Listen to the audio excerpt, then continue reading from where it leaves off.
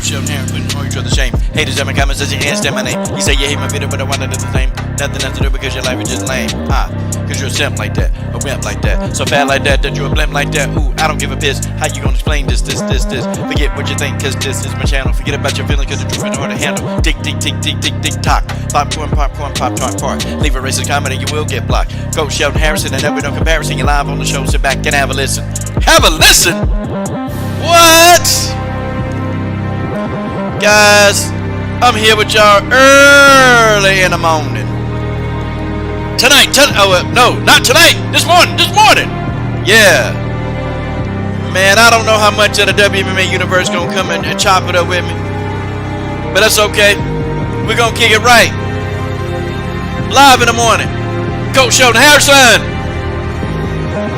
Now I'm on the mic, rocking the crowd right. No, I'm not finished, but I'm gonna cause a minute. Shut to all you super sucker, yet I wanna call the rucker. Got my mouth and my gun and my lips are like a trigger. So you can figure that I'm bigger number uno. Nunca, segundo, a grande, machacho. I'll go to there and put bass in the stereo. Yo, Flash, I done burnt your ass. Now you understand why I got the class, cut a last like a whip, and then I smash you in the lip, and then I trash you in the trash can, jumping on my chip, and then I drink it like a daiquiri. Rap is my ass, you always be last to me. And I'm creative, something like Shakespeare. I'm like a terror, something that makes fear. Yo, decide to hide, cause I believe it like a long piss. And then you ask yourself, can you handle this? You're looking for your death wish. Coach Sheldon Harrison, that never no comparison. You're live on the show, sit back and have a listen. Whoa! And I'm the coach. And you're live this morning with Coach Sheldon Harrison. And I'm glad to be here. And I'm excited. I'm full of energy. And I'm pumped up. Y'all want to join me today? Y'all want to join me? DeHonte Vanderpool Bryan in the building. Man, look. I'm finna chop it up. And I'm finna tell y'all, I told you so. I told you so. Anybody else in the building, bring it on in, okay? Bring it on in, okay? I don't know. I don't think I've ever been at 9 a.m. in the morning. I don't think I've ever done that. But, hey, here we go. Man. Listen, man. I gotta tell y'all something. What I've been seeing out of Ciryl Gane, I gotta tell y'all. I think Ciryl Gane gonna whoop Ngannou's ass. In fact, I think Ciryl Gane gonna beat him. Okay? I think Ciryl Gane beats Ngannou. You see, Ngannou, Francis Ngannou, he's definitely involved. Okay, his technique has gotten a lot better, man. But Francis Ngannou at heart, he's still a stand-up artist, and he's still like a KO artist. He's still like a one-trick pony at heart. And see, I know, when he tries to engage Gane, when he tries to engage him, I don't know, man. I think Gane is going to be able to stop any takedowns, and I think he's going to be able to definitely handle Ngannou during stand-up. I definitely know that. Okay? For real. Man, why is Dana Silva in the bottom left-hand corner, Leon? Boy, that's my future wife. I'm about to get a piece of that. She don't speak English, though. That's the thing. I've been sliding in her DMs, man. Been trying to holler, trying to get on the show, man. But she don't speak English. She said she'd love to come on my show. She said, I don't know what they say, you know. But, you know, that's my future wife, you know. And she fine. She fine as hell, ain't she, Leon? Ain't she fine? But anyway, look. Here go the thing, man. The thing of it is, y'all. Ngannou knows, man. He knows. See, Ngannou didn't want to take this fight. I'm telling y'all straight up, I know this, and I got definitely several reliable sources, okay? Ngannou did not want this fight. Not because he was scared of Ciryl Gane. Nah, not at all. But Francis wanted to get the mega fight with Jon Jones. That's the fight that he wanted. That's the fight that him and Jon Jones are trying to hold out for. Because that fight is big money. Okay? That fight is big money. That fight is huge money. And see, Jon Jones done spit in his prime, you know, going to jail, just doing dumb stuff. See, Jon Jones, I look at Jon Jones and I'm like, Jon Jones is a damn disgrace. He a disgrace, man. This guy spent his best years of fighting not fighting. Y'all notice that? Jon Jones spent all his best years fighting not fighting. Okay? Jon Jones been fighting court.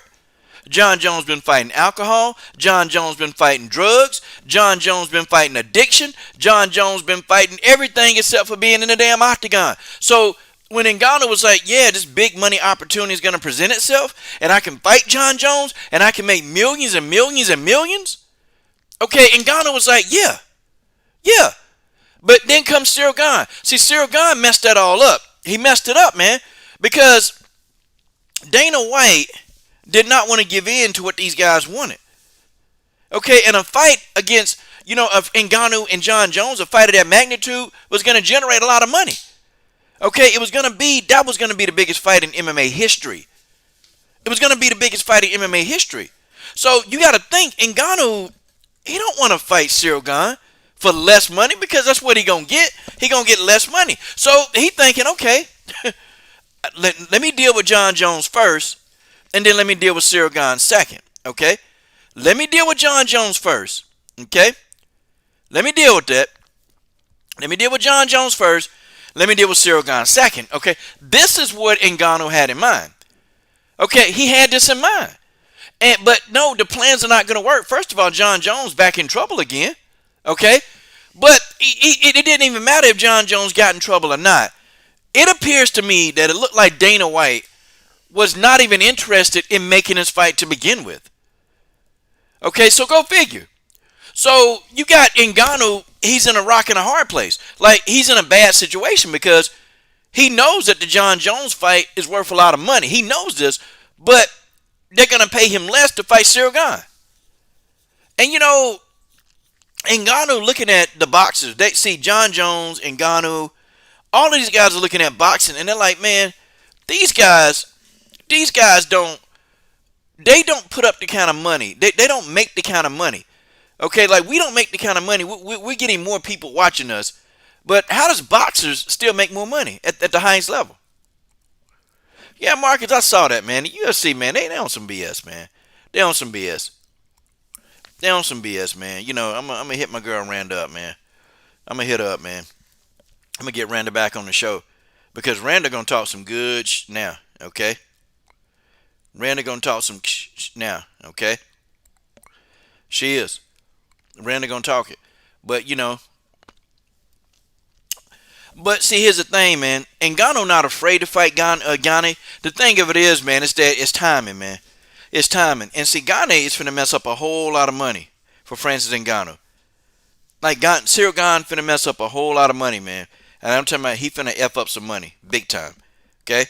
This money finna be F'd up. And, guys, there's really nothing that Ngannou can do.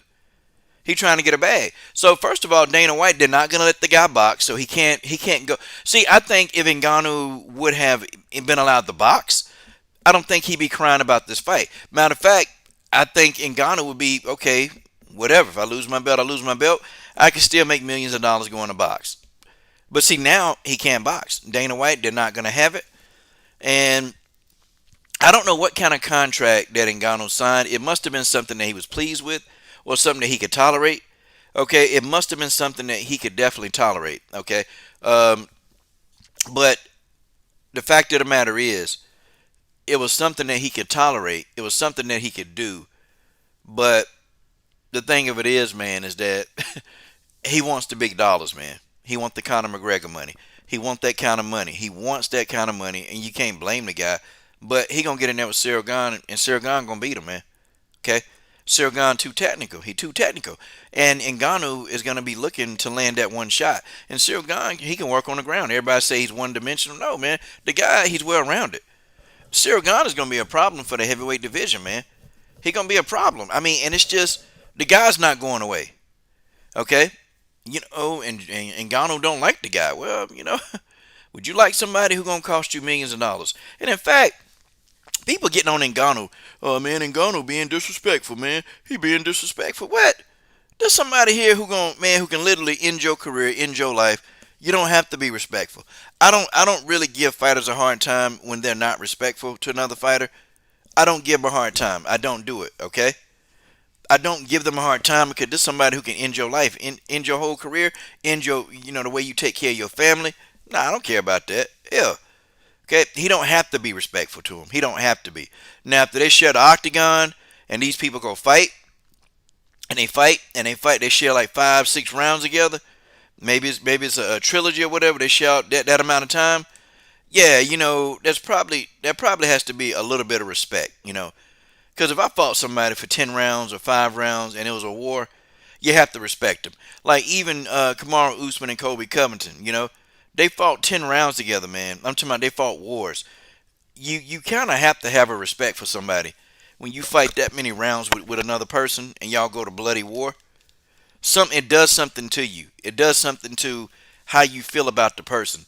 Like that person can get in there and battle with you for that amount of time. Kamaru Usman had to admit it. He said, "Listen, man, the guy might talk a lot of ish, but he said this boy can fight." He said the boy can fight. Okay. He said the boy can fight. Okay. The boy can fight. That's what it is. Yeah, Ben and fam. Yeah, Gane. Yeah, man. Gane can fight, man. I'm talking about he's really technical. He extremely technical. And it's just like the way he picked apart Derek Lewis, man. Gane knows how to deal with these one punch artists. He knows how to deal with these kind of fighters, man. And Ngannou, to me, yes, he's a little bit more technical than Derek Lewis. Ngannou is more technical than Derek Lewis. But however, Ciryl Gane is just that much better of a fighter. Okay. Yeah, Ngannou is in a mind of war. You know what, Dahanje? I don't I don't blame Ngannou for not trying to be buddy buddy. Hey, I'm not gonna be buddy buddy with some damn body that can take away everything that I work for. Fuck, hell no, hell no. Okay, that's just me.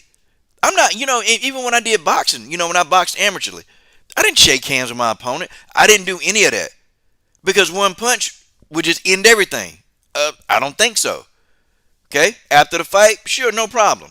Okay, but before the fight, nah, no, no, no, no, no. We not finna go get coffee and donuts. We not finna be buddy buddy. You're not finna be my best friend. That's just not what's gonna happen. And Ngannou knows, man. He knows that, to be honest, this gonna be a war. It's gonna be a hell of a fight. But Ciryl Gane is going to beat Ngannou. He's going to beat him. Ciryl Gane is quietly making his way up into the UFC. Okay, hell, you got Ciryl Gane. Hell, he just happy to be there. Like the way he smiles and it's kind of crazy as hell. Ciryl Gane is happy to be there, y'all. Like he's legit just happy to be there. And when you get them kind of people, man, that's happy to be there, and all they want to do is fight, that person dangerous. I mean, who's got more to lose? Francis Ngannou does. He got more to lose. Okay? See, this is a low risk, no, this is a high risk, low reward fight for Ngannou. That's why Ngannou is acting the way he's acting. Okay? I think part of me feel like he probably can't beat him, and this is not the fight that he wanted. This fight is a risk for Ngannou. I don't care how you slice it and dice it. This fight is a risk, guys. It's a serious risk, and whatever Ngannou does, he's got to win this fight. He's got to win it. If the fight go to distance, okay, if the fight does go to distance, Ngannou probably could get the advantage. Okay, it just depends. See, I don't know because Ciryl Gane, he throws a lot more strikes. He's going to come in and he's going to throw a barrage of strikes. He's going to throw multiple strikes. And see, Ngannou, he's just not a guy that throws multiple strikes. For real. He's not a guy. Ngannou is going to try to set you up to hit you with that one big shot. That's Ngannou's game plan. That's what he tries to do. Okay? And it works, but it's not going to work against Ciryl Gane. Okay? And I'm just telling you now, it's just not going to work against Ciryl Gane. It will not. And that's just the way it is. That's just the way it is. So, I don't know. I think this fight is going to be, it's just going to be a bad thing for Ngannou. It's going to be horrible. Okay? It's going to be horrible. And folks, y'all know that this beating, y'all know this ass whooping is coming. Y'all know it's coming. See, Marcus Bell, here's where we know that Ngannou has an equalizer, but Ciryl Gane done dealt with a lot of opponents, man, with equalizers. He's dealt with a lot of equalizers, man. And, he's able to neutralize that. This boy Ngannou this boy Ciryl Gane got a jab from hell. And I'm talking about, man, this dude takes away what you do well. Listen, man, Francis Ngannou, he's not gonna be able to just sit back and try to load up on the shot. That ain't gonna work. Ciryl Gane gonna pick him apart, man. Okay, Ciryl Gane gonna pick him apart. That's what's gonna happen. See, the fight that Ngannou wanted to happen was him versus Jon Jones. That's the fight.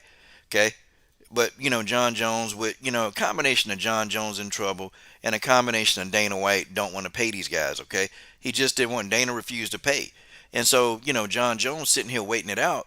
But Jon Jones done fought less. He done fought the courts and the criminal justice system more than he been in the octagon the last 5 years. I mean, seriously, seriously. And Jon Jones, I look at Jon Jones as just a waste, man. Jon Jones is a waste. He's a waste. Jon Jones could have been legendary, bro. I'm not talking about the best to ever do it. I'm talking about legendary. But this guy chose to just do dumb stuff. This guy chose to slap around his girlfriend. This guy chose to go get in the cars and run into pregnant women. Guy, it's just what it is. Jon Jones chose to sniff 1,000 tons of cocaine, snip the cocaine in his nose and stick it in his ass. Okay, Jon Jones chose to be a ped user, man. This guy is a poster child for how you ruin your life. And Jon Jones done messed up on millions, man. Jon Jones could have probably been. I mean, Jon Jones is a millionaire. Jon Jones could have been damn near a billionaire, the first MMA billionaire, if this guy could have literally just got his shit together. And guys, I'm being honest. Jon Jones could have been an MMA billionaire, the first one to ever live, if he just got his shit together. But nobody, no sponsors want to deal with you, man. If every time you turn around, man, you can't even get your stuff right. Every time you turn around, you always going to court. Every time you turn around, you always getting arrested. Got a police record. You're always on the news. Don't nobody want to sponsor Jon Jones like that. Okay? Nobody wants to. Nobody's gonna do it. You can say, well, they sponsor Conor McGregor. To be honest, no, they don't. Conor McGregor made up his own brand, so Conor sponsors himself. Okay, Proper 12 is his own brand.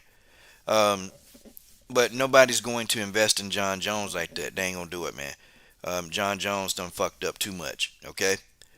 Um, yeah, yeah, yeah. Dan Hodge, man. Hey, Vanderpool. I need to make sure I'm saying your name right, man. I have a thing with saying people's name right. Is it Danaje? Danaje. I think I said it right. Danaje Vanderpool. Okay. Yeah, man. Gane, he's neutralized two of the hardest styles. He's neutralized them. Neutralized them, made easy work out of them, picked them apart. That's what the man is going to do. Okay? Um,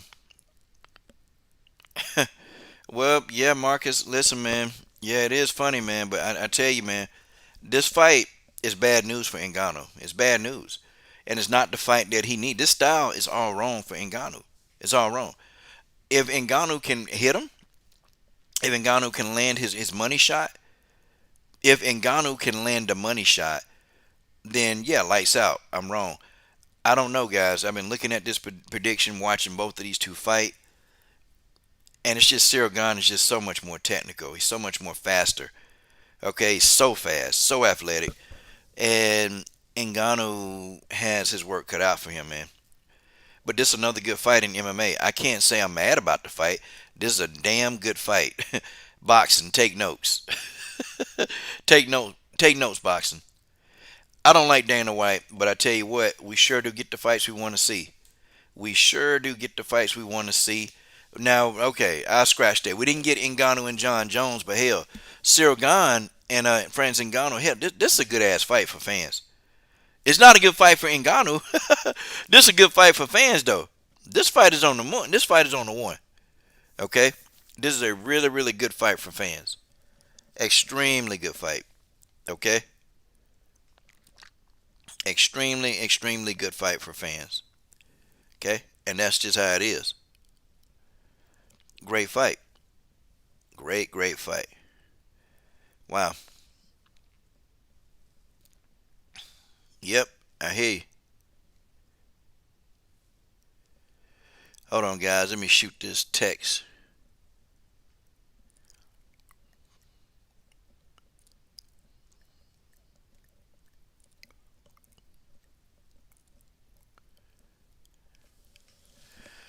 Okay, all right. Yeah, Gane, yeah, he is a little similar to Jon Jones. I think Jon Jones is a better wrestler, grappler, though, than Gane. But if Ngannou can beat Ciryl Gane, now, but here's the flip side of it. If he can beat Ciryl Gane, if Ngannou can do that, then Francis Ngannou can probably command any kind of money he wants. And that means when they have to go back and revisit the Jon Jones situation, Francis Ngannou will probably be able to, ask for a crazy amount of money, and he'll probably get it. Okay, he'll probably get it. Okay, he'll probably get it for real. Okay, Ngannou will be able to ask for a crazy amount of money, and he'll get it. All right, so it's a risk and a gamble for Ngannou. It's a risk. It's a risk. And if he takes it and if he follows through and gets through the end, guess what? Ngannou will be on his way to being the richest. And the only thing is, man, Francis Ngannou, what, he 35? So it's almost like, too, man, how much more time do you think this guy got to fight? How much more time do you think this guy got to fight?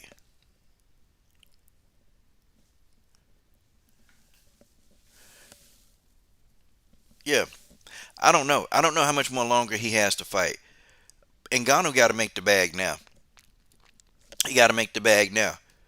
And if he really truly wants to box, I don't know. See, he's gonna have to fight out the rest of his contract, and then if he wants to box, he'll have to box later. But then he'll be past his prime when he's trying to box.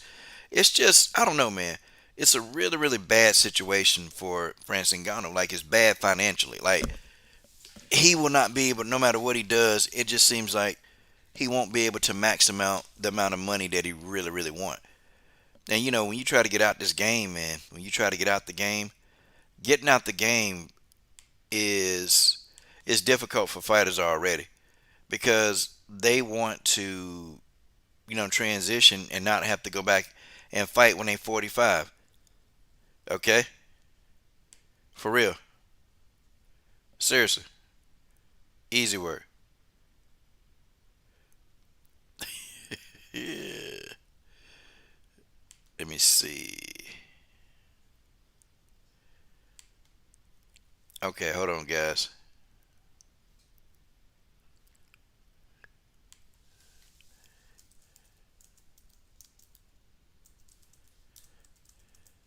Hold on.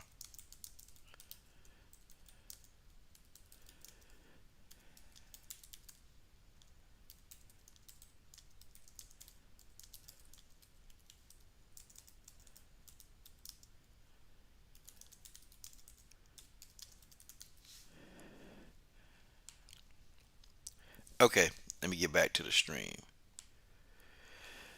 Okay, all right. Yeah, Marcus Bell. I'm interested in that fight. Pearl Gonzalez is gonna win the fight. Okay, Pearl is gonna win that fight. Um, Pearl Gonzalez is going to win the fight against Britton Hart. Britton Hart talks a lot of junk. Talks a lot of this ain't Paige Van Zant. And Britton Hart got rocked a couple of times by Paige. This ain't Paige, okay? Pearl Gonzalez, hey, that's a Chicago. Hey, she a Chicago chica. And she finna go up in there and she finna fight. Pearl Gonzalez ain't finna be gun shy. Pearl Gonzalez finna get right up in Britton Hart ass and whoop Britton's ass, okay? And you can quote me on that. Pearl Gonzalez gonna go up in there and whoop up on Britton's ass. Pearl got hands. Pearl Gonzalez got hands. She got real hands, okay? So yeah, and Pearl Gonzalez is probably gonna go up in there and body up Britton Hart. Pearl ain't playing with her, man. And I'll probably talk about that a little bit tonight too, man. Pearl Gonzalez versus Britton Hart. I just been off the game for a minute, man. I just been off my game, been working, but I'm gonna catch back up and get back on some of these fights so I can start doing what I got to do. Um, Let me see. Okay. Do I think Angela Hill gonna get knocked out by Lemos? Nah. I think that fight going the distance. Okay. Okay. That fight going the distance. Angela Hill isn't the same fighter she was 8 years ago. She's not the one that people are gonna just beat the hell out of anymore. Angela Hill actually, as a fighter, she's evolved. However, Angela Hill got to win this fight, or she gonna be out too. Okay. Angela Hill need to win this fight, or she's gonna be out. That's just what it is. Okay, she's gonna win. She gotta win this fight, or she out. Okay, that's my honest to goodness to God opinion. She's out. Um, and guys, I think the UFC, they're doing a mass exodus of a lot of these older fighters, and it's like they're trying to get these fighters up out of there. I've been saying some of that for a while. Some of these older fighters that are not effective, that don't put on good fights, it's probably time for them to go.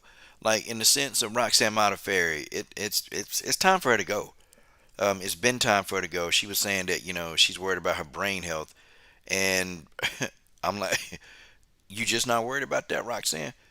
And see, I'm not. I'm not saying like during the pandemic and doing. See, man, it's a lot of stuff going on, guys. You got thousands of people dying every day during the pandemic, folks. It's bad out here. It's bad out here. So when somebody lose their job during the pandemic, I don't celebrate that. Okay, I just don't celebrate it. I don't celebrate it at all. But I do think that somebody like Roxanne, it's time to go, man. She been at this for a long time, and you can kind of tell from the way she move and how she do all kind of stuff, man. It's just she's just not there no more. And I'm just tired of some of these old ass head fighters in rankings. I'm sick of it, man. And you got some of these young people that they want to fight. They hungry now. And you got like the rankings taken up by like five old heads. Like, come on, what the hell? And then these old heads don't want to fight none of these new fighters. They don't want to get. They don't want no smoke. They don't want no smoke. Then Roxanne Modafferi says something. Well, you know, I never fought for the belt.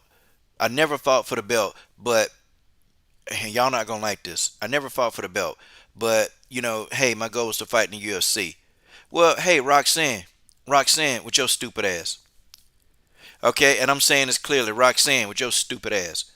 We told you how you was gonna get the belt. All you had to do, okay, after you had your last win, who was it over Macy Barber? All you had to do was call out Valentina. Okay, all you had to do was make the call out. You were gonna get a title shot. You were already winning. The resurgence and the evolution of your career was there. Okay, you stupid ass. And yes, Roxanne, you stupid. You stupid, Roxanne. The title shot was right there in the palm of your hand, and you messed it up because who did you call out? You called out Lauren Murphy. And guess what? They gave you that opportunity to fight Lauren Murphy, and you lost hundreds of thousands of dollars because you, Roxanne, you are stupid as hell. You stupid. And when Ariel Helwani asked, hey, so what are you going to do post-retirement? It's a secret. You don't know what you're going to do, Roxanne. You don't know. That's the problem. And I told y'all this 4 and 5 years ago.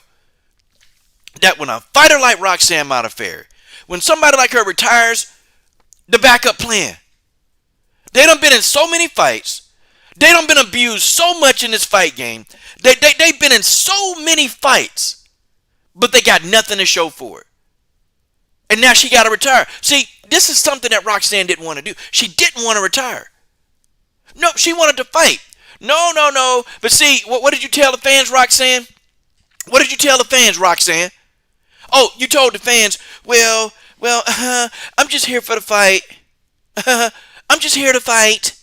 That's all. If I fight for the belt, yay. If I fight for the belt, oh, well, hoorah. Now look at you, Roxanne. See, now reality has come to you. See, reality has come to you, Roxanne Modafferi. The reality is that you ain't going to have no money when you get up out the game. You ain't going to have no damn money when you get up out the game, and you got to find a way to make a bag. You got to find a way to make a bag. You ain't got no backup plan, your dumb ass. We tried to help you. We tried to explain this to you. We tried to get you on here to familiarize the hardcore underground fans with you because nobody knows who you are, Roxanne. Let's just be honest. Nobody knows who you are. Nobody knows. Nobody under God's hot sun knows who you are. And look at you now. Okay? You got nothing to show. I mean, you got a new boyfriend out the deal. You got a new boyfriend. I mean, hell. Okay? But you have nothing to show. And I'm telling you now, you're going to have to go back to being a tutor. Okay, and it's she's saying she's teaching some classes at Syndicate. She's doing a little bit of class teaching. Yep, that's what you're gonna be doing. Okay, that's what you're gonna be doing. See, you had an opportunity. You had an opportunity, and then her manager, you're an idiot. This girl is into the anime big time. She's into Dragon Ball. Do y'all know how big a franchise Dragon Ball is? Do y'all know how many partnerships that Roxanne could have got with Toei Animation? I mean, do y'all know? Like, see, these managers, they're not thinking. And Roxanne, they're not thinking. So now you're going to retire. You ain't going to have shit to show for it. You're going to have nothing to show for it. And that, my friend, is the bottom line. That's the bottom line. That is the true, ultimate bottom line. You ain't going to have nothing to show for it. And you know you're not. No, instead of your dumb ass calling out Valentina, you called out Lauren Murphy to make less money. What kind of sense does that make? And you say you didn't get to fight for the belt. It's your own fault, you dumb jackass. It's your own dumb fault. I mean, damn, Roxanne. I mean, you're running around here with the damn Wonder Woman bracelets and pew, pew, pew, pew, pew, pew, trying to fight crime.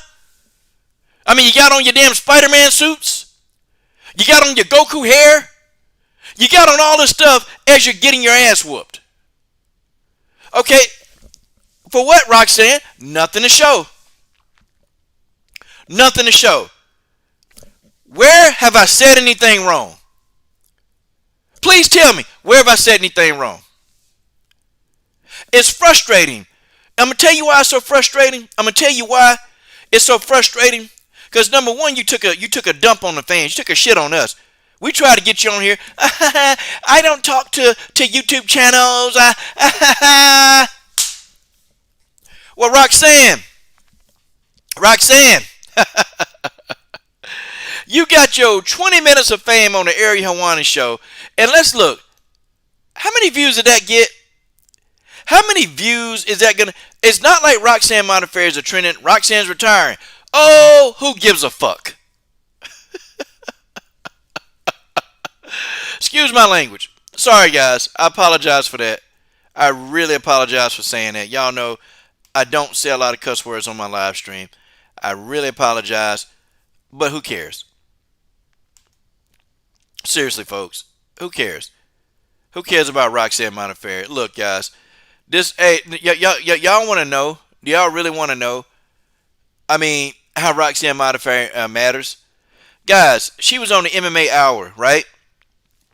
The MMA Hour got 1.37 million followers. Tell me how many views Roxanne Modafferi did on that show. Seriously. They got 1.37 million followers. How many views did Roxanne Modafferi get on that show? Take a guess. Anybody just take a guess.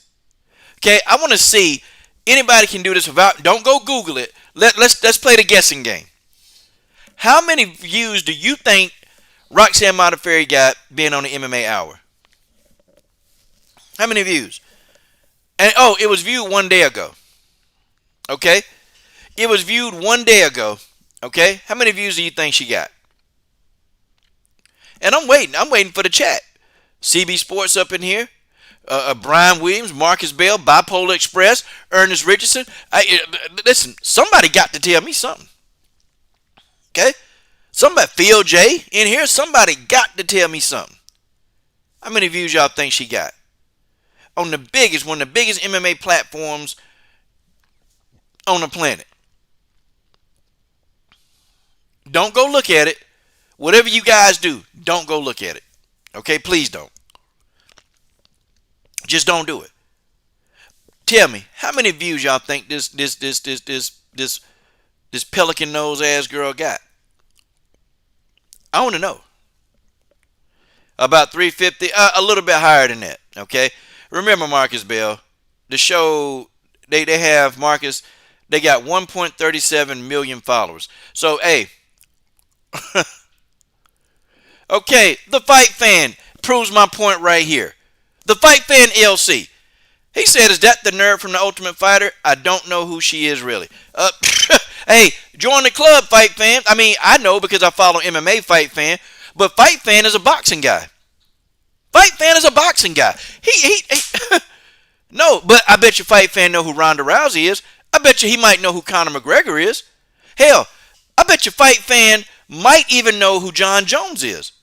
Sure, but nobody know who the fuck this is. And I don't want to interview with YouTube channels. Stupid ass girl. Brian Williams. Okay, a little bit higher. Hell, I'll wait for one more person to respond, then I'll just tell y'all. Okay? On a show with 1.37 million followers. And no, your interview was a day ago. Your interview was 1 day ago, by the way. Okay? Your interview was 1 day ago. This is going to be funny, and this is good. It's really, really funny. And then I'm going to move on off this idiot. Okay, I'm going to leave this idiot. I'm going to move away. Oh, no. No, you guys are going to, like, y'all going to laugh. You see, the problem is when you take away the fans that rock with you. See, okay, Fight Fan says he know who they are, and he also knows Rose Namajunas. Now, Fight Fan being primarily a boxing guy, okay, here it is, okay. He even went into the depths and said he knows Rose Namajunas. That's going deep, okay, because some boxing fans know Rose Namajunas, but it's not a whole big handful of people who know Rose. But damn, the fact that he know who Rose is, okay, the fact that he knows who Rose is will tell you something, okay. It'll tell you that Rose Namajunas has been doing somewhat a good job of messing with the underground fans. Okay? Rose Namajunas relates to the underground fans. Okay, she does. Just what it is. Okay, guys, since nobody can really get it.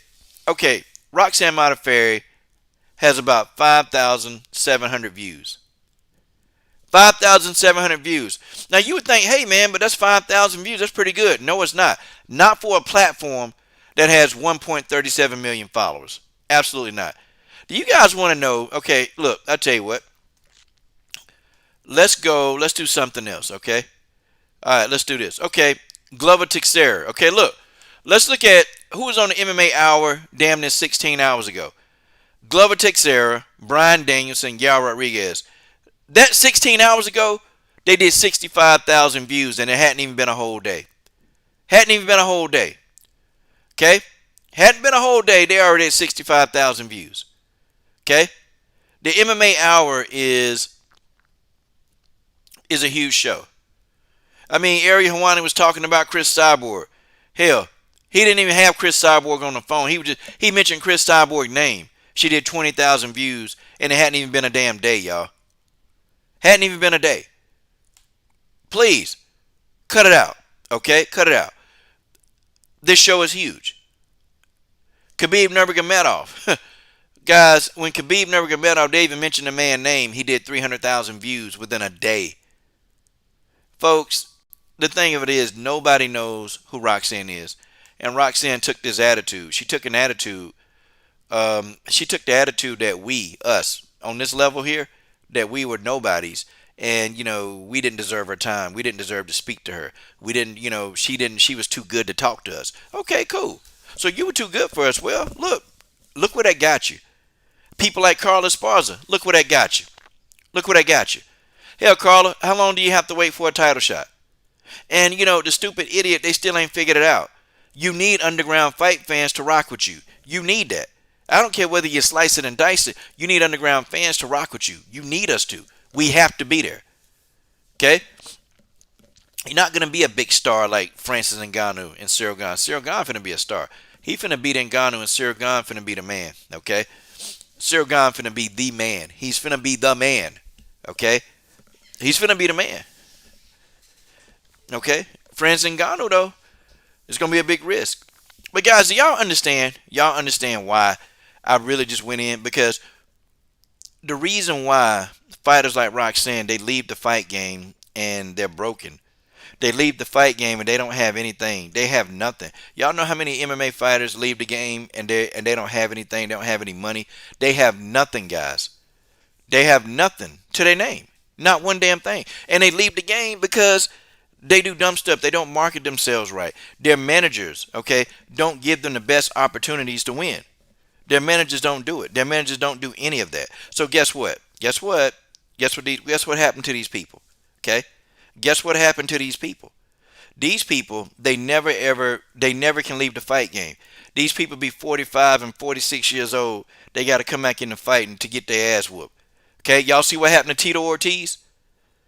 Like Tito Ortiz remind me of that song, Face Down, Ass Up. Y'all remember the song by Two Live Crew? Because that's what happened to Tito Ortiz. Okay? For real. That's what happened to Tito Ortiz. Tito Ortiz got put to, man, look, that dude almost got put to death. Then you got people like Quentin Rampage Jackson. They still trying to fight. Look, man, look. When you manage your money wrong, when you manage it wrong, when you manage it, when you do anything, okay? For real. For real. This is crazy. This is crazy. Wait a minute. Hold on. Excuse me.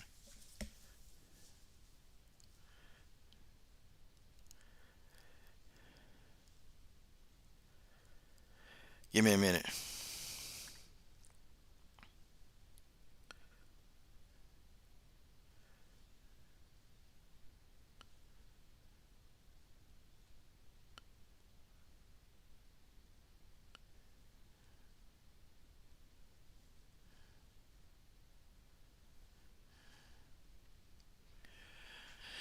Okay.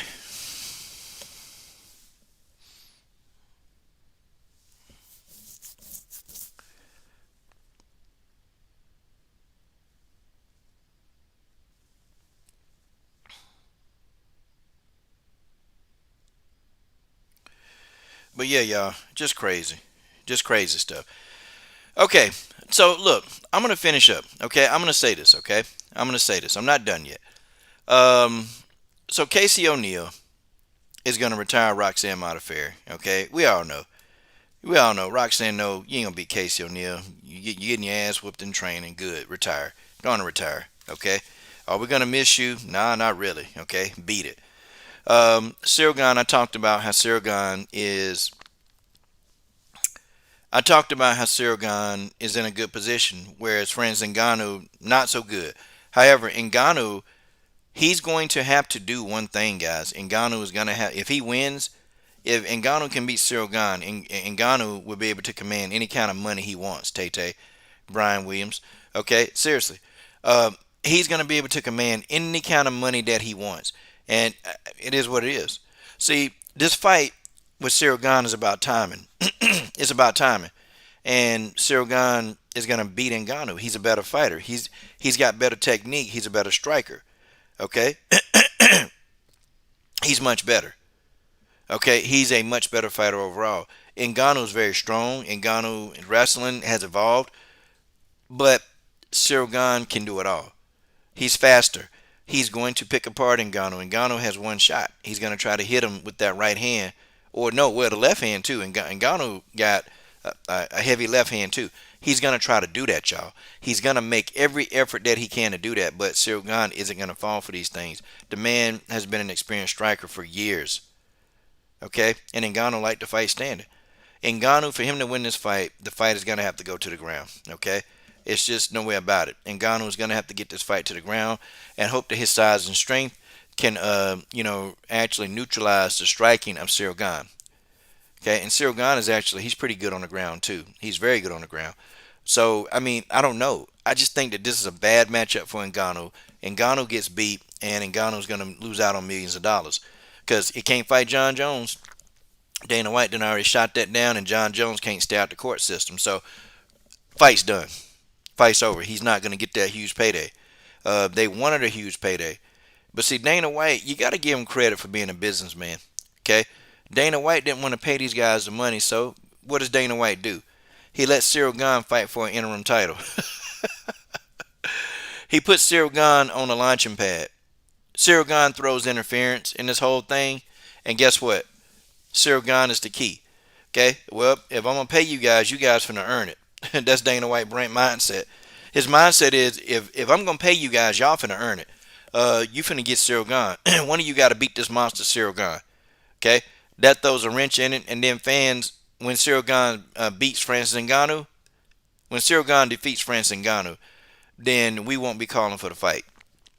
Okay, we will not be calling for that fight because why? Lost lackluster. We ain't going to hear the fight no more. We might call for Ciryl Gane versus Jon Jones, but Dana White isn't going to have to pay Ciryl Gane the money that Jon Jones wants. So yeah, that's a better matchup. Okay, Jon Jones will have time to get done with all his legal issues, and then for the most part, there you have it, folks. I just explained it to you. I just told you everything that was going down. Okay, I just told you. Now, what the hell else am I supposed to be talking about today? Okay, guys. Yeah, I don't know, man. I don't. Ciryl Gane been hit by a lot of people, man, and Ciryl Gane has learned how to neutralize these blows. See, watch when Ciryl Gane fight. Okay, watch when he fight. Do you see how he makes the blows of these heavy hitters? He lessens the effect of these blows.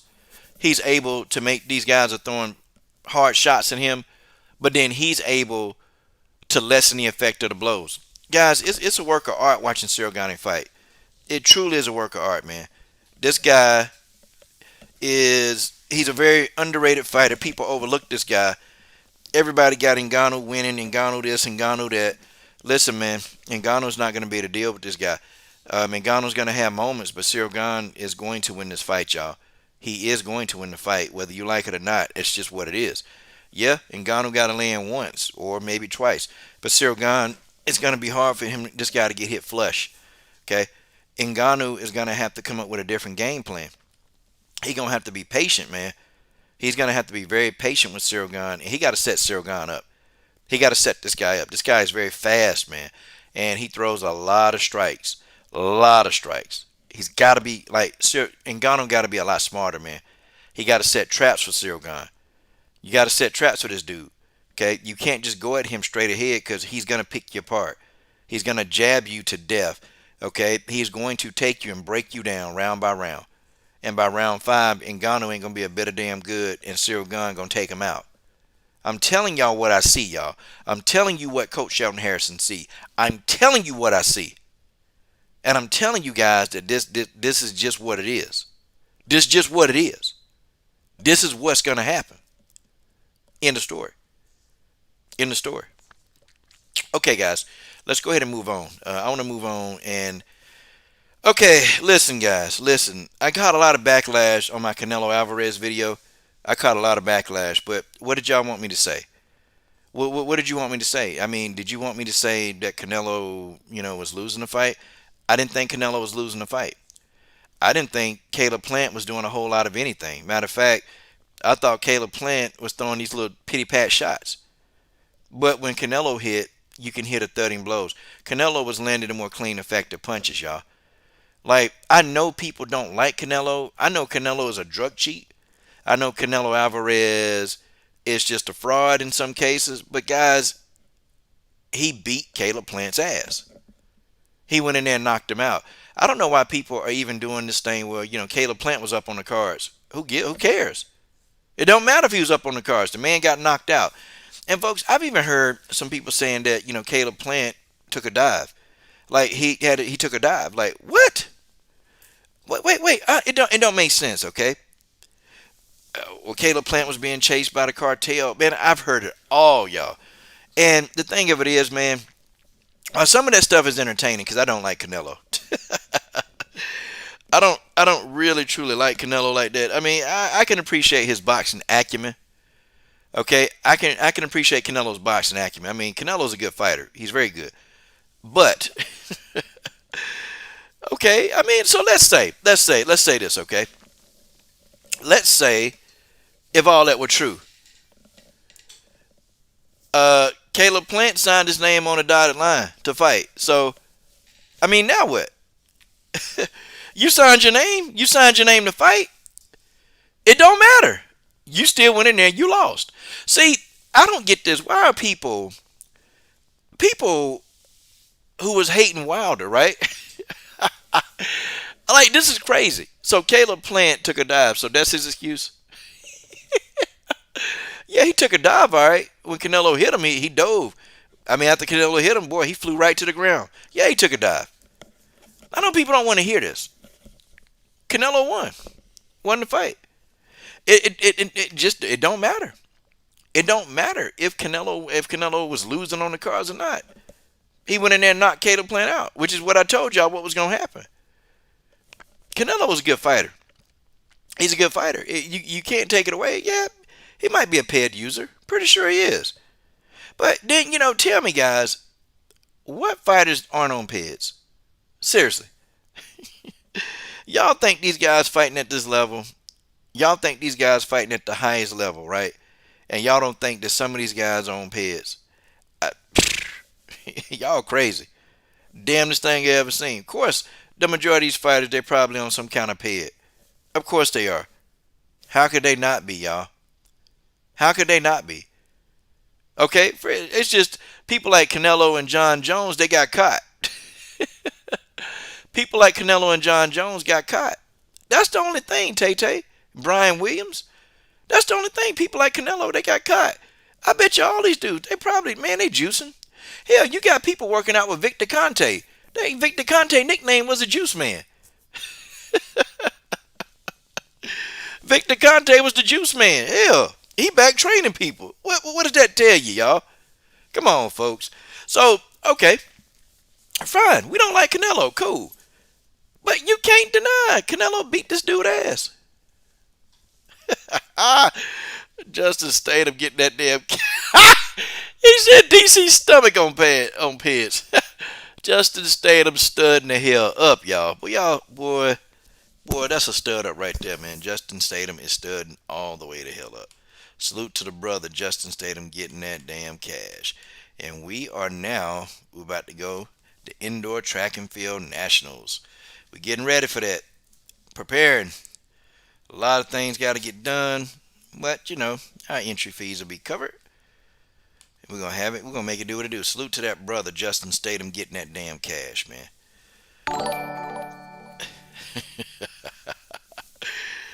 DC stomach on peds.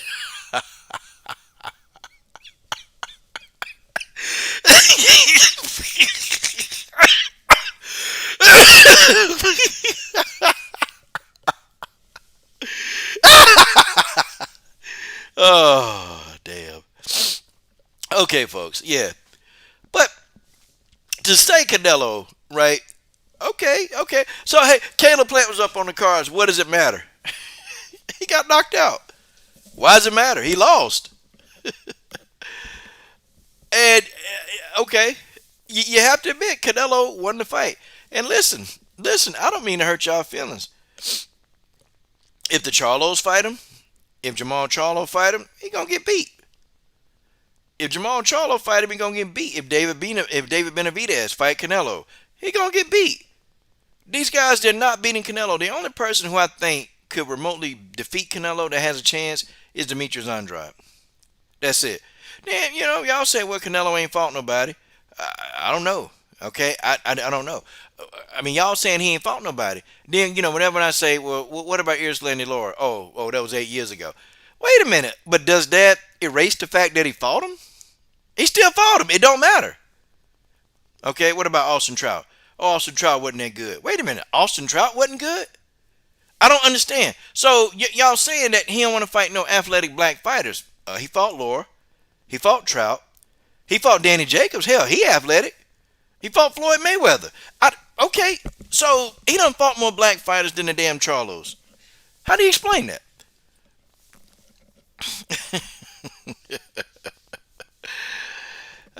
Folks. You can't make this stuff up. You can't make this stuff up. Folks, this stuff floats around the internet. I just shake my head. I shake my head. And I'm just saying, folks, we got to understand that Canelo is a good fighter, whether we like him or not. I'm not a huge Canelo fan. I'm not there, but whether we like him or not, the guy's gonna beat everybody that I mentioned, except for maybe Demetrius Andrade will have a chance. Like Demetrius Andrade, to me, has the best possible chance of defeating Canelo. The rest of them guys are not gonna do it. Charlo, he's gonna get knocked out. He'll be knocked out for the first time in his career if the Canelo fight goes through. And now, do we think Canelo's afraid of Charlo? I don't know if he is or not, but I tell you what, the Jamal Charlo style is tailor made for him. It's tailor made for Canelo to knock him smooth out. Okay, y'all mark my words. If Canelo Alvarez and Jamal Charlo fight, Canelo gonna knock this dude the fuck out. Okay, that's what's gonna happen. Canelo is gonna knock him out. Okay, I'm just telling you what's gonna happen. Okay, I know everybody love Charlo. I don't like Charlo. I don't like Charlo now for some of the stuff that he pulling now. I don't like Charlo for the stuff that he pulling. Okay, the guy you gonna go up and smack a fan because they ask you, hey, so what kind of problems do Canelo Alvarez present? And he didn't even say present to you. He just says what kind of problems does Canelo present? And Charlo slapped him. Okay. I get it if the fan was saying something off the wall. If the fan was, talking about his family or something. Charlo, they're these type of people. They're these type of people that they're bullies. Deep down inside, they really some hoes. Okay? Isn't that funny, man, how Jamel Charlo threatened, he said, well, when I see blue blood, I'm gonna slap him. Okay? If I see that whole ass N-word blue blood, I'm gonna slap him. But Deontay Wilder says, hey, Jamel Charlo need to get slapped. Oh man, Deontay Wilder never even said he slapped him. Oh, Jamel got all upset and like, well, I got shooters on deck. I got shooters on deck for him. I got shooters on deck for Wilder. Wait a minute, man, you got shooters on deck? Oh, I got shooters on deck. I got people ready to go. I got people ready to go. Come on, man, ain't nobody finna go to jail for you, bruh. Ain't nobody finna. Who are you? Who are you, Jamel Charlo? Ain't nobody finna go to jail for you. I got shooters on deck. I got them on deck. Okay. So you ain't got no shooters on deck for Blue Blood, right? You ain't got no shooters on deck for him. But you got shooters on deck for Wilder. Oh, yeah. I wonder why. Wonder why you do. I can't stand them dudes, man. Either one of them dudes. And then you got Jamal Charlo running around here slapping a fan. Could the dude ask you a simple question? Wasn't disrespectful. I didn't find it disrespectful. He just said, what kind of problems do Canelo... It was a boxing question. What kind of problems do Canelo present? Simple question. I mean, an interviewer would ask him that. He would have to answer the question. Okay. Here's what it is. It couldn't have been me, man. If he'd have slapped me, I'd have jumped on him, man. I'd have spit on him. I'd have did whatever I need to do. Okay? He definitely would have got something thrown at him. I would have jumped on him. I would have spit on him. Either way, okay, Jamal Charlo wouldn't have, he'd have known. You can't walk up on people just slapping people because you think you can. Because you some big time fighter and you think you can just slap people because you feel like it. No, that's not how life works, okay? That's not how life works. Life don't work that way. Okay, you can't just pull up on people and slap people because you don't like with the question that they asked you. He gonna pull up on somebody and somebody gonna stab him to death or somebody gonna shoot him. Okay, that's what's gonna happen to Jamel Charlo. Somebody gonna pull up on this guy and somebody gonna stab him. Okay, him and people like him and Conor McGregor, they think they can do this stuff, man, because they feel like they're entitled to do it. They feel like they're entitled to do what they do, so they do it. Nobody challenges them. Nobody tells them, no, you can't do it. See, they don't have a lot of people around them telling them, hey, man, this stuff's stupid. No, they just go do it. So for Jamal Charlo and Jamel Charlo, them two y'all a bunch of busters. And my channel ain't popping like that. I wish you would. I wish you would say, oh, when I see you, I'm going to slap you. Oh, okay, do it. I'll invite you to come do it. But I guarantee you, once you come and you fly your stupid ass down here to come slap me, man, you ain't going to slap nobody else because ain't nobody going to see you again. Ain't nobody going to ever see you again. It's over for you. For real. Dylan Danis got slapped. Hey, man, for Dylan Danis to be a professional fighter, boy, they just disrespect that dude. It'd be people just pulling up on Dylan Danis like he ain't nothing, man. And they just be going at him, man. They going at him. Well, guys, this is a pretty good live stream. I enjoyed this. Guys, when I tell y'all that I do kind of feel bad, though, for Francis Ngannou, and I'm going to end it with this. I feel bad for Ngannou. I feel real bad for him because he isn't being allowed to really provide the way he want to provide for his folks. And people will tell me, oh, man, he making six figures a fight. I mean, that's plenty of money. Yeah, but see, how are you as a person going to tell me like, what's enough money? How are you gonna tell me like how are you gonna tell Francis Ngannou what's enough money? I mean, y'all understand that? How are you gonna tell Francis that he's making enough money? I mean, Francis can determine how much money he need, and the money that he want is the money that he want. He's not being able to get that money. He's not being allowed to get the money because he's being blocked. He can't go out and make that money. I mean, and then he can't just get out of his contract. Can't just do that. Okay. He tried to wait as long as he could, because he didn't want to lose his belt. So he tried to wait as long as he could to hold out for Dana White so he can box. And just Dana White not trying to hear it. Isn't it funny though how when the white guy Conor McGregor asked, hey, I'm a box, and then he's allowed to do it. Isn't that funny? He's allowed to do it. And people tell you, man, why you bring race into this? Why? Well, come on, man. Look, they give Conor McGregor anything he want. This man can do what he want. Okay, still got a chance to make money, right?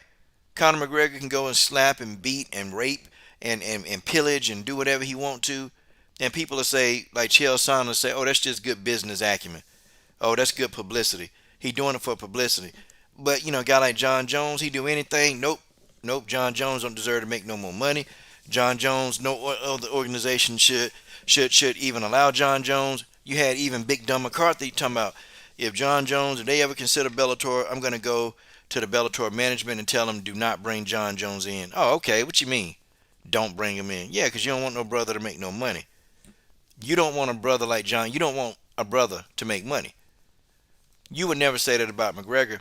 And guys, I don't care how people can slice it and dice it, man. Look, the industry is racist. It's racist. They've been racist. But you know what? We know this now. This is something we know. It's not like we don't know that they're not right. They are racist. We know Big Dumb McCarthy is racist. We know that Chael Sonnen has some races in him. We know this. Okay? We know this. But they always want to tell a brother how much money he need. They always want to tell a brother how much money he needs. They always want to tell a brother how much money he's supposed to get. They always want to tell the brother this.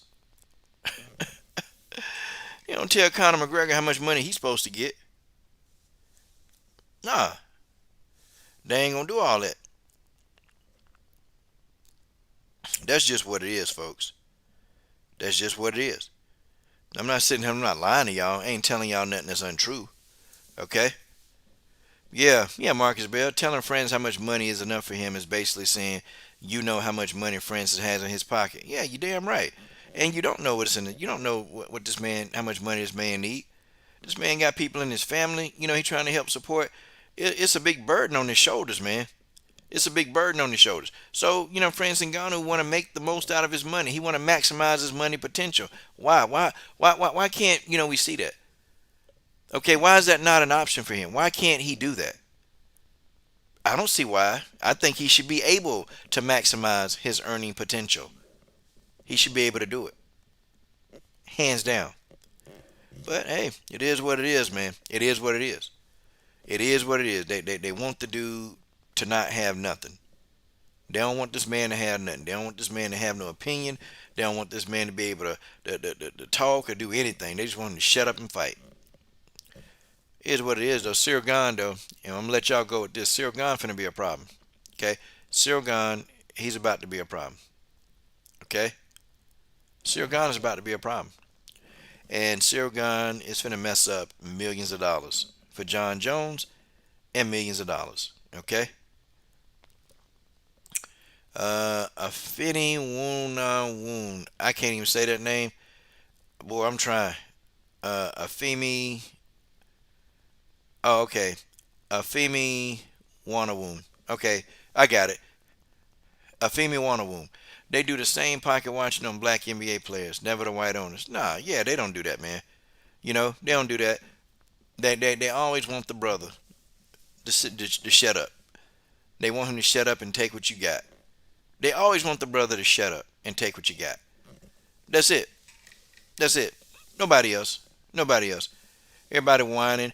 And Ngannou asking for too much money. How the fuck is he asking for too much money? Okay? How's Ngannou asking for too much money? How is he doing it? I mean, Conor McGregor asked for a lot of money. Colby Covington asked for a lot of money. Okay, Jorge Masvidal, they restructured the man contract to pay him more money. How is Ngannou asking for more money? But see, they did all this to screw Ngannou. Yeah, now listen, we're gonna get a good fight. Ciryl Gane versus Ngannou, it's a great fight. It's an extraordinary fight. But when you look at it on the back end, Ngannou wanted to fight Jon Jones first, and fight Ciryl Gane second. So it's not like Ngannou wanted to avoid Ciryl Gane. No, it's not like he didn't want to. He wanted to fight. He just wanted to make the money fighting Jon Jones. But Dana White was like, nope, nope, nope, nope, nope, nope, nope. You can't make no money. We ain't finna pay you. We ain't finna pay you. Nope, you can't make no money. Nope, you don't deserve it. You don't deserve to pay. You don't deserve to pay. You're not Conor McGregor. I mean, but Jon Jones is a draw. But you're not Conor. No. Stupid stuff, man. And we see what's going on right in front of our eyes. We see it. Okay? But Ngannou's going to lose out on millions. On millions. The one thing that Ngannou can do, that he has to do, okay? If Francis Ngannou can defeat Ciryl Gane, if he can do this, the Jon Jones fight is probably back on the table. And guess what? Ngannou can demand whatever he wants. Ngannou can demand whatever payday he wants. And Dana White, he's going to have to bow. Dana White going to have to bow down. He's going to have to bow down. Ngannou will be able to make the money. But guys, I'll just be honest with y'all. I don't see him beating Ciryl Gane. I don't see him doing it. For real. Yeah. Yeah, Marcus, we should. We should care about the fights being made and not about how much each fighter made. Yeah, we should care. Yeah, I mean, I'm not getting none of that money. However, as a fan, did you not want to see the Ngannou and Jon Jones fight? Did you not want to see that fight? So the conversation about money is going to have to come into play. It has to. Why didn't we see the fight, Marcus Bell? Money, right? The conversation about money is going to have to come up. I used to think that same thing. As fans, we should only care about. I used to think that. But why didn't we get the Ngannou and Jones fight, Marcus Bell? Money. Point blank. Money. And it's a fact. We didn't get the fight because of money. And also, too, because Jon Jones he messed it up as well. But I think, though, Jon Jones probably would have kept himself together. If this fight was being made and they got the money that they wanted, Jon Jones wouldn't have got in trouble. He'd have kept it together. Okay? He'd have kept it together and they'd have got the fight done. Okay? We would have saw Jones versus Ngannou, and then we would have saw the winner of Jones and Ngannou versus Ciryl Gane. Do you know how much better that would have been as a fight fan? Like, do you know how much better that would have been as a fight fan, y'all? Like, do you know? Like, guys, we would have got two blockbuster fights. Two blockbuster fights. We're only going to get one. And the Jon Jones fight might not even be, because Jon Jones, he changing gyms right now. Okay? And speaking on Jon Jones and the gym situation, you remember when I said this years ago? Hey, does everybody remember? Remember when I told y'all about Jackson Winklejohn Gym and Jon Jones, and how the Jackson Winklejohn Gym, they just hoeing Jon out. They really don't care about Jon Jones. Jon Jones is a phenomenal athlete, but they just hoeing Jon Jones. All they doing is hoeing this dude out and using his name, to gain notoriety at their gym. I told y'all this. People said I was hating on Jackson Winklejohn Gym. People were saying that somebody said I don't like Mike Winklejohn because he's a white guy, which is stupid. Yeah, which is stupid. Okay, because I don't know. I don't use racial slurs, so I don't know how you can think that. I done gave white fighters plenty of money on my channel, so I definitely don't know how you can think that. Okay, seriously, I don't know how you can think that, but it is what it is. Okay, I've given hell, I think I've given white fighters more money than I have black fighters on my channel. So, I don't know. But I told y'all, I said that Jackson Wink, I said, watch, they're going to sell out Jon Jones. And I said, that gym, they're using Jon Jones for notoriety. And the first time when Jon Jones got in trouble, what did Mike Winklejohn say? Mike Winklejohn said, hey, Jon Jones got to be a man. He got to own up to his mistakes, and he got to do X, Y, and Z. They didn't stand behind Jon Jones. I never heard Mike Winkeljohn say, "Well, I stand with Jon Jones, and whatever Jon Jones needs, we're gonna be here for him. We just want Jon Jones to get the help he needs." See, we didn't hear that. Okay, we didn't hear that. Mr. Almighty Bennett, I don't have to meet Winkeljohn to see a piece of shit. I don't look. I got several fighters, bruh, from that gym that they've talked to me. I'm talking about on the phone. We've talked on the phone in depth about Winkeljohn. And they told me how this dude is. I'm talking about they done told me. I done seen the guy move. Mike Winkeljohn was the one that was thumbing up them racial posts on Facebook. How you gonna explain this? You see what he do, Mr. Bennett. What is Mike Winkeljohn doing now? Jon Jones get into some problems. Okay? Mike Winkeljohn was like, hey, you know what? Jon Jones, you got to lead a gym. But then y'all let Mike Perry come into y'all gym? I mean, come on. Where's the disconnect, Mr. Bennett? Do you see the disconnect there? Do you see the hypocrisy going on? I mean, tell me, Mr. Bennett, have I missed the key? Mike Perry can come to your gym and train, and Jon Jones, who done made you millions of dollars. Okay, millions of dollars. Millions. My God, Mr. Bennett, it's crazy. It's crazy, Mr. Bennett. Seriously. Like, think, Mr. Bennett, let me ask you. If you made somebody $1 million, right? And these your friends. I mean, Mr. Bennett, you do all you can for this person, Almighty.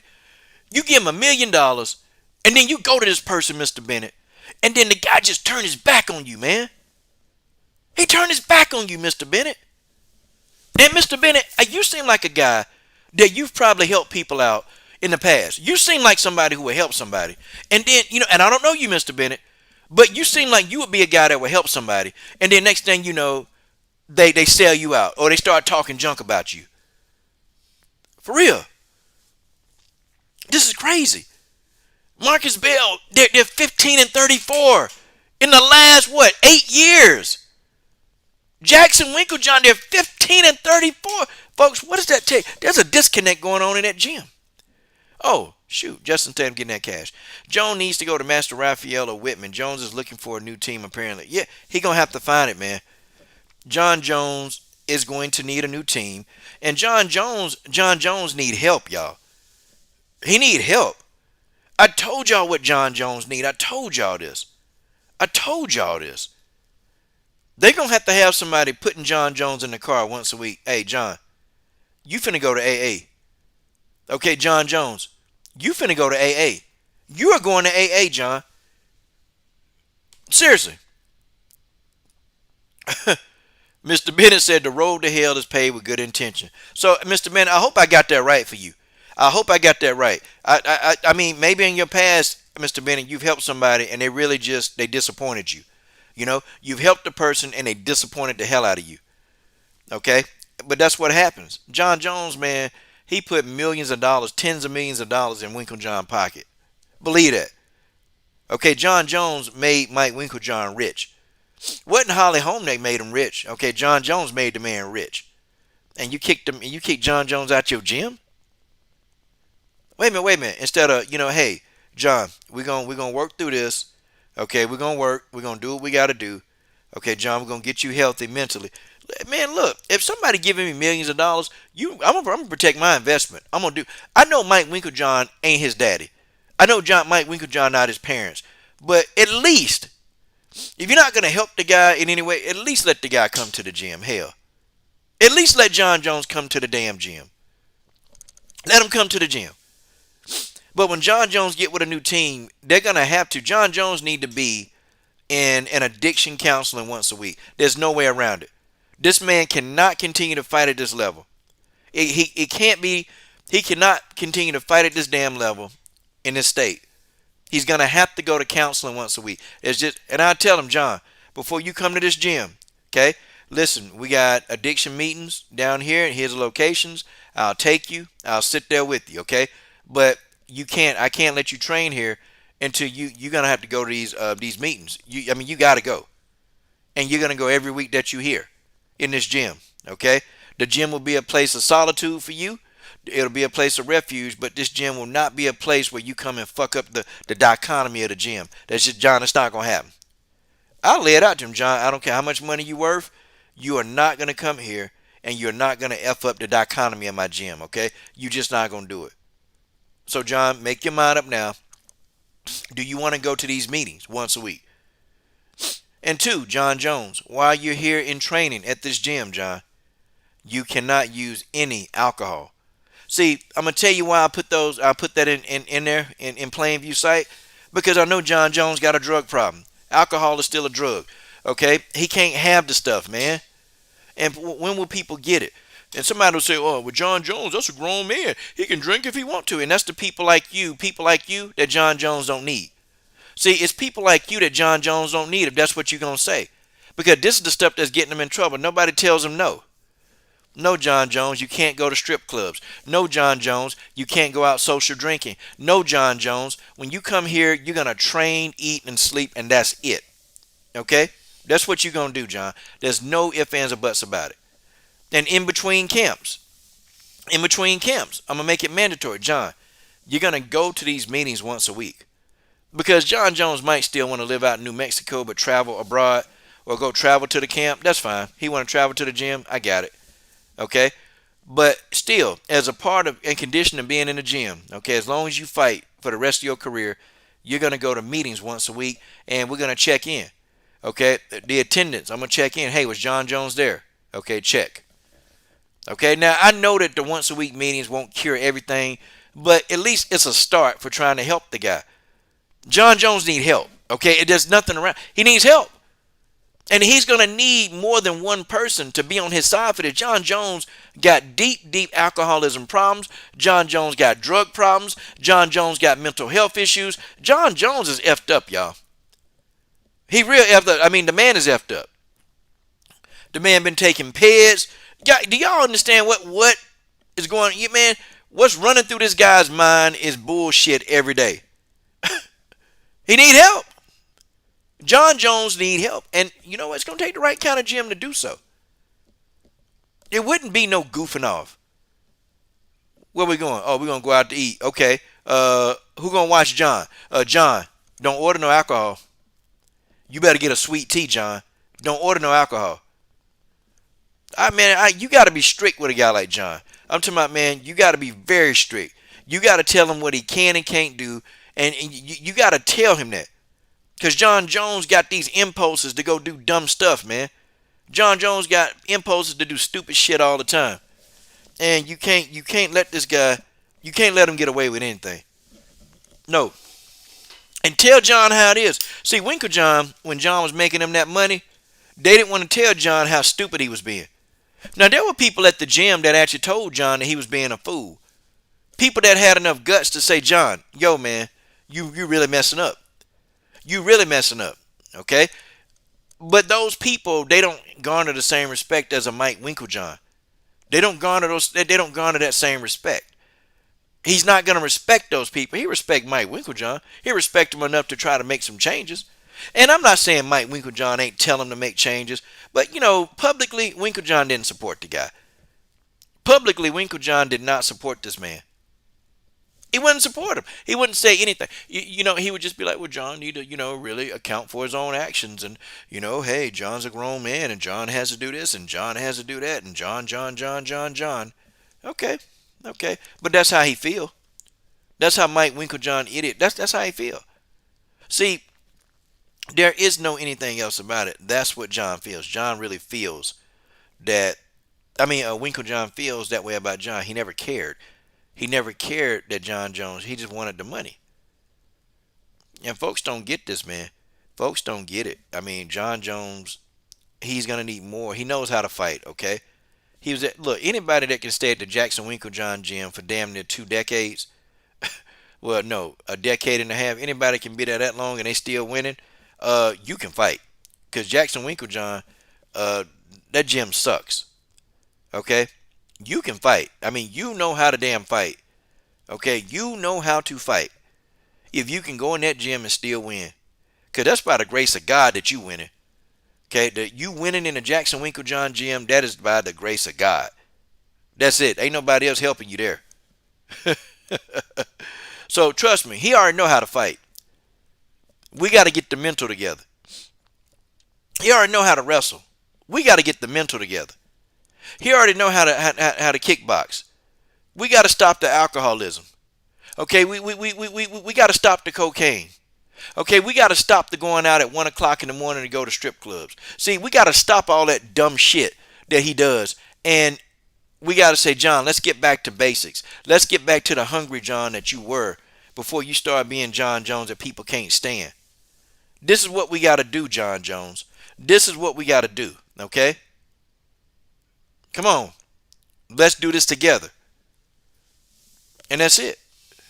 That's it.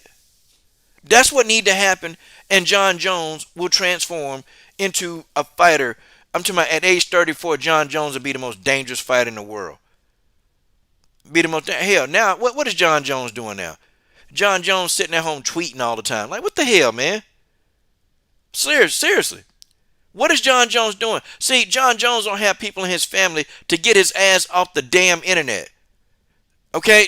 He don't have nobody telling him, John, you need to get your punk ass off the internet and go get help. Go get help! Get off the internet and go get help! Ain't nobody around this dude telling him that, y'all. Ain't nobody telling this dude that. For real, ain't nobody telling this dude that. They not, because they scared that Jon Jones don't want to be your friend. I don't want to be friends with Jon Jones. For real. I don't want to be friends with this dude. I want Jon Jones to prosper as a person, man. See, that's the problem in this world. People don't want, everybody care about the money. Everybody care about what they finna get out of this. Don't nobody care about people anymore. I'm going to tell you why I respect Rickson Gracie. The Brazilian people say, man, what? I'm going to tell you why I respect Rickson Gracie. Tell you why I really do respect that dude. He was so hurt when Amanda Nunes betrayed him, man. Rickson Gracie was hurt, man. He was hurt when Nunes sold him out. Because you know why? Rickson Gracie didn't care about being this family, this money. He didn't care about money, man. Rickson Gracie cared about his students. Rickson Gracie taught jiu-jitsu for damn near 10 years for free, bro. He taught it for free to anybody in the village that wanted it. Now you know what Rickson Gracie, man, he live out, man. He live out in the woods, man. He live out because he don't want to give his arts away anymore. He don't want to give it away. He live away from everybody. And he got him and a small group of people, they do jiu-jitsu. I mean, Rickson Gracie done made him enough money to just go out and retire and go do what he got to do, you know. But he cared about his students. He cared about what they needed versus what he could get. See, you don't have any trainers like that here. I'd probably say Master Rafael Cordero care about his students. I would say Master Rafael Cordero care. And Trevor Whitman care. Because Trevor Whitman, he don't train a whole lot of people, man. Because you know why? Because Trevor Whitman don't have time for no bullshit. Trevor Whitman don't have time for it, man. Trevor Whitman used to do them big old gym. Trevor Whitman cut his crew down to 3 people that he trained. He worked with Kamaru Usman, Rose Namajunas, and I forgot the other one. But Trevor Whitman, he not about the BS. He care about who he with. These guys believe in quality over quantity. They believe in quality over quantity. That's what they believe in. Okay, that's what they believe in. See, people like Mike Winkeljohn, they come a dime a dozen, man. They believe in profits. Okay, they believe in profits over progress. Mike Winkeljohn believes in profits over progress. And that's why a gym like that, they're never going to be a top-notch gym. They're going to always keep losing. They're going to continue to lose. And people don't understand why these people are losing. Okay, people don't know why these people are losing so much. People don't understand why these people, have everybody. I mean, why these guys are losing. They're losing. They're losing because, y'all, they care about profits over progress. And that's just the way that is. That's just the way that is. That's just the way that is. I see it. I see it coming.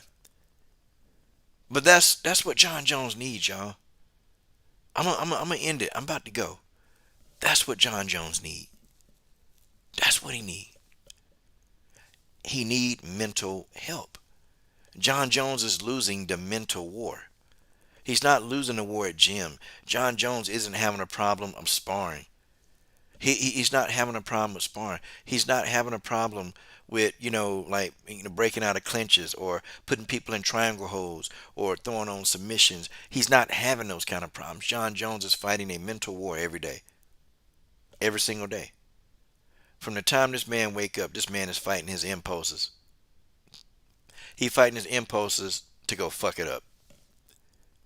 Jon Jones fighting the drug addiction. Jon Jones fighting going to the strip clubs. Jon Jones fighting not putting his hands on this girl. Jon Jones is fighting alcohol. Every day this man wake up, this is what he fighting. This is what he fights.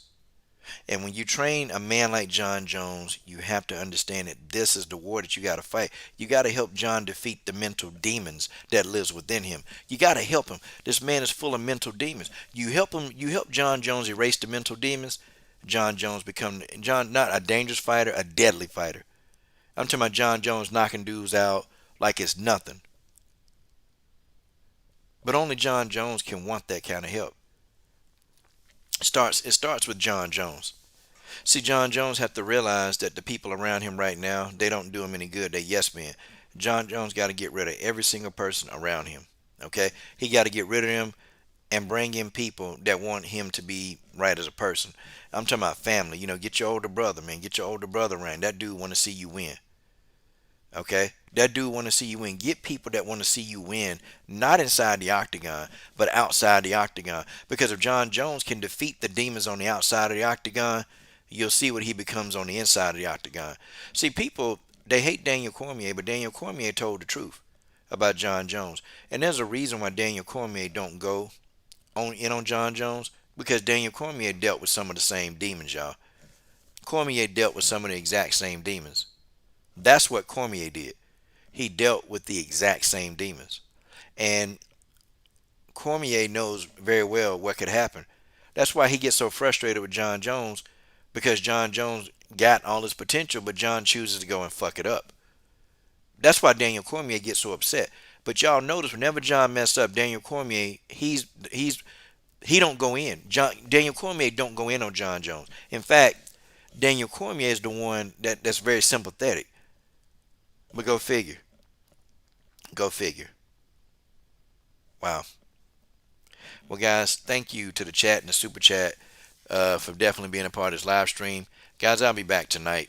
Okay, I'll definitely be back tonight at about 9:30, and we're going to make it do what it do. Guys, salute to the whole WMMA universe. Deuces.